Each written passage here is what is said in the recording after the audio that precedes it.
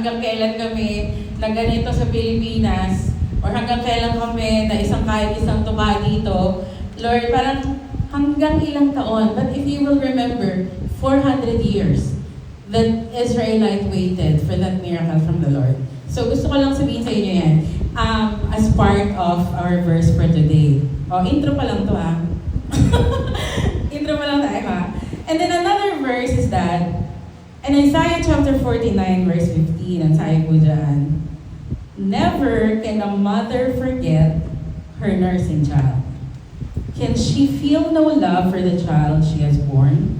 But even if that were possible, I would not forget you. Ibig sabihin, kung sino po mga nanay dito? Amen. Amen, di ba? Yung nanay daw, hindi niya nakakalimutan pakainin yung anak niya. Kumbaga, lagi mong inaalala yung anak mo, hindi ko po alam pero syempre gano'n, may nanay din naman ako, no? Pero